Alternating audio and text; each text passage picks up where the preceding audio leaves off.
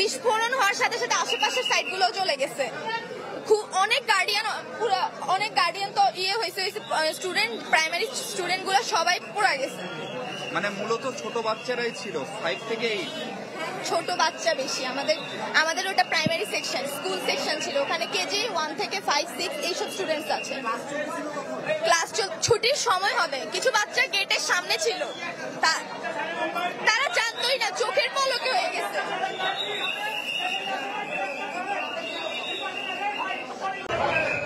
বেরিয়ে আসতে এবং বেরোতে পারেননি, বেরিয়ে আসার পরেও তিনি আসলে মারা যান। এই ঘটনাও কিন্তু আমরা একই রকম দেখেছি, তবে তিনি কিভাবে চেষ্টা করেছিলেন, কি করেছিলেন সেই বিষয়টা কিন্তু এখনো পর্যন্ত নিশ্চিত। সব থেকে বড় এখন যে বিষয়টি, এখন একটি ঘটনা ঘটার পরে সব থেকে মূল্যবান যে বিষয়টি সেটি হচ্ছে আহত, নিহত এবং যারা ভিতরে আটকা পড়েছেন তাদেরকে দ্রুত হাসপাতালে পৌঁছে দেওয়া এবং তাদের সেবা নিশ্চিত করা।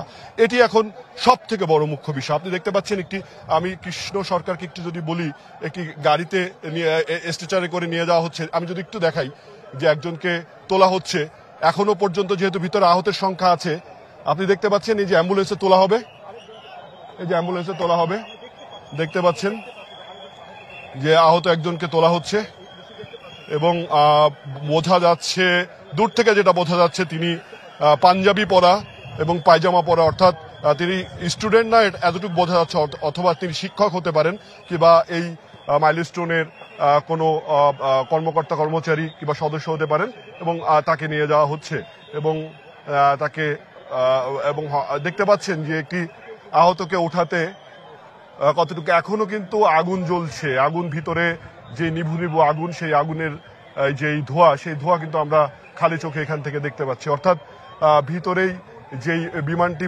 ধসে পড়েছে, বিধ্বস্ত হয়ে পড়েছে এখানে, সেই বিমানের যেই ধ্বংসস্তূপ, সেই ধ্বংসস্তূপের ওখান থেকে কিন্তু আসলে এখনো চলছে। আমি যদি কিছু